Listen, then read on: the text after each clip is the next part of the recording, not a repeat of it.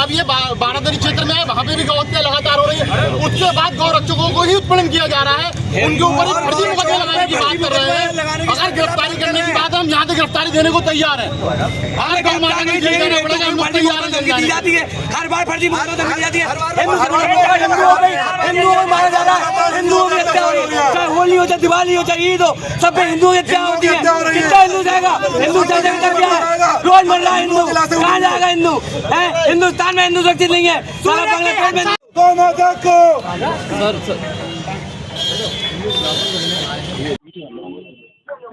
में क्या मामला है? आज ज्ञापन दिया। देखिए, आज हम लोग ज्ञापन देने आए हैं। जिस तरह से लगातार हिंदू समाज के व्यक्तियों की हत्या की जा रही है, अभी एक गाजियाबाद में भी सूर्य चौहान की चाकू मार करके निर्मम हत्या कर दी गई, जिसमें केवल 1-2-3 व्यक्तियों के ऊपर कार्रवाई हुई, जबकि उसमें 7 व्यक्ति थे। अभी उन पर किसी पर कार्रवाई नहीं हुई।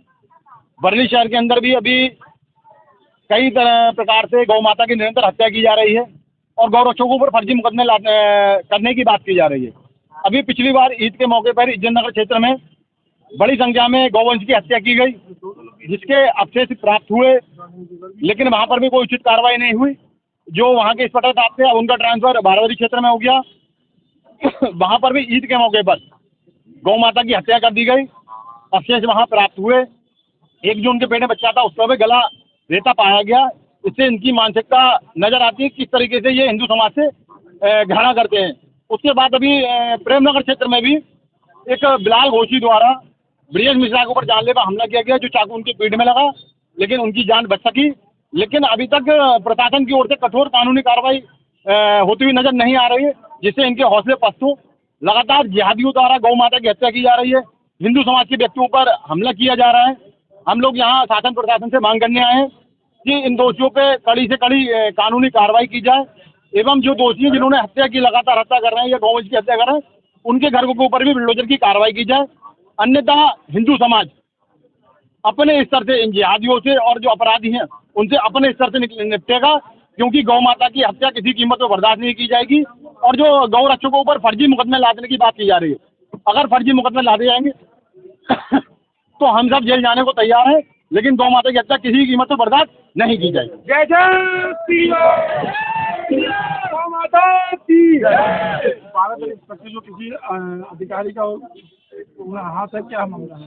देखिए, बारादरी इंस्पेक्टर कहना है कि मेरा कोई कुछ नहीं कर सकता, आप कहीं भी शिकायत कीजिए।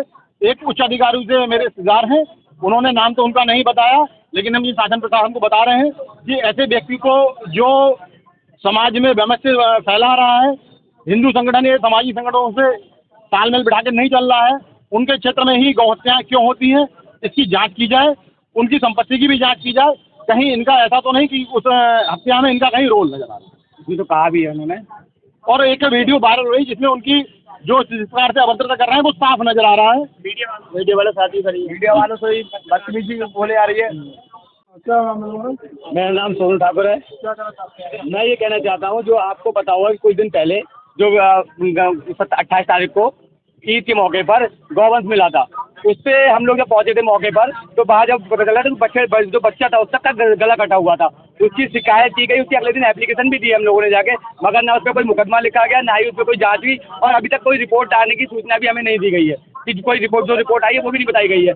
और इसी तरीके से आपने देखा होगा हर जगह हिंदू संगठनों को टॉर्चर किया जाता है, धमकियां दी जाती कि उस दिन भी इंस्पेक्टर साहब का रवैया इतना गंदा था, जो वीडियो वायरल भी हुई है, जिसमें वो तू तड़ाक बदतमीजी कर रहे हैं और जान से वो ये कह रहा है कि हम मुझसे मुकदमा लिखवा दूंगा और तुम लोग सारी जिंदगी में लड़ोगे।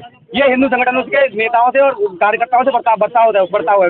और इसमें सबसे बड़ी भूमिका रहती है हमारे देश की भाजपा सरकार की, कि सरकार हिंदूवादी कहती है और एक जनप्रतिनिधि बोलने को तैयार नहीं होता है किसी भी अधिकारी के खिलाफ कि जो अब उन्होंने गलत किया है। आप ये देखिए, बदमाशी लगातार मुस्लिम समाज द्वारा हो रही है कि सूर्या चौहान की हत्या कर दी गई, उससे पहले तरुण की हत्या की गई, उससे पहले काफी हत्याएं उसकी, कमलेश तिवारी की, चंदन की, 50 में नाम गिना दूंगा नौजवानी कि जिनकी हत्याओं पे कोई कार्रवाई नहीं। और जो जिन लड़कों ने हत्याएं की है, जिनकी वीडियो वायरल हुई चप्पू मारते हुए, उन सबके एनकाउंटर होने चाहिए, सबके घर गिरने चाहिए, क्योंकि हमें एक ही एनकाउंटर से कोई खुशी नहीं मिल रही है। एक का एनकाउंटर भी कंफर्म अभी हुआ नहीं है कि उसकी शकल अभी तक नहीं दिखाई गई कि वो मर गया है। ठीक है, कई लोग वीडियो वायरल कर रहे हैं कि हमने यहाँ देखा गया, वहाँ देखा गया, अभी तक उसकी पुष्टि नहीं हो पा रही है। सबकी मैं योगी जी से मैं रिक्वेस्ट करूंगा कि हिंदू संगठनों पे ध्यान दें, और क्योंकि जो जनप्रतिनिधि हमने चुन के भेजे हिंदूवादी नाम पे, वो बिल्कुल ध्यान हमारे लोगों पर नहीं देते। बिल्कुल सिर्फ प्रतिनिधि का बयान नहीं आता है किसी भी मामले में, तो हिंदू संगठनों ने तब भी अपने पास से कोई तनख्वाह नहीं आ रही, कोई विधायकों की पेंशन भी आती, तनख्वाह भी आती है, उसके बाद भी वो नहीं बोलते। जो जिनके पास अपने जेब से पैसा लगा के जो लड़ रहे हैं, उनके लिए कोई साथ खड़ा नहीं हो रहा है। इसका बहुत ही निंदनीय काम है। इसके खिलाफ हमने आज मुख्यमंत्री जी को ज्ञापन दिया है, और इस पर अगर कार्रवाई नहीं होती है तो हिंदू संगठन अब खुद कार्रवाई करने में बाध्य होगा, क्योंकि फिर हम भी हथियार उठा लेते हैं। फिर यही होगा कि धर्म युद्ध के लिए हथियार उठाना पड़े तो उठाने हम जानते हैं। अब हम हथियार उठाएंगे कि हमें घर में जाकर घुस के मारना पड़े या फिर हमें कुछ करना पड़े। अगर एनकाउंटर नहीं होंगे अब ऐसे लोगों के, तो हम एनकाउंटर खुद करवाएंगे, अपने लड़कों से करवाएंगे, जेल हम भी काटेंगे। जब वो जेल काटने के लिए वीडियो बना के डालते हैं कि हम जेल काट लेंगे, हम जेल काट लेंगे, तो हम भी जेल काट लेंगे, हम भी मर जाएंगे। और आप देखिए बरेली के अंदर, मैं ये कह रहा हूँ 12 इंस्पेक्टर का तो है ही रवैया, कई इंस्पेक्टरों का, कई अधिकारियों का ये रवैया है कि हिंदू संगठन का अगर भगवान होता है तिलक लगा के पहुंच जाए तो सीधे साधा जवाब होता है कि नेता बनना तू यहाँ पर। अब आप देखिए कि हम टीका लगाना नेतागिरी है, तो टोपी लगाना नेतागिरी नहीं है, टोपी लगा के गड्ढे बनाना नेतागिरी नहीं है, टीका लगाना नेतागिरी हो जाती है, भगवान होते डालने तो नेतागिरी हो जाती है। इससे अधिकारियों पे, और योगी जी कहते हैं जब चुनाव होता है तभी जय श्री राम याद आते हैं, भगवान याद आते हैं, उसके बाद भूल जाते हैं। क्यों? भगवान बाद में याद नहीं आते हैं, उसी टाइम याद आते हैं चुनाव का वोट मांगना होता है। भगवान के नाम पे वोट मांगते हैं, जो भगवान के नाम पे लड़ रहे हैं उनके साथ भी खड़े होना सीख जाओ। तो एक जनप्रतिनिधि खड़ा नहीं हो पाता है, योगी जी के अलावा कोई और नेता हिंदूवादी बात नहीं कर सकता है, और बाकी वोट सबको हिंदूवादी नाम बैठेंगे जय श्री राम, और जिसको टिकट दिया जाए उसको हिंदू, अगर हिंदुत्व के मुद्दे पे दे रहा हो तो हिंदुत्व के मुद्दे पे टिकट दिया जाए। जय श्री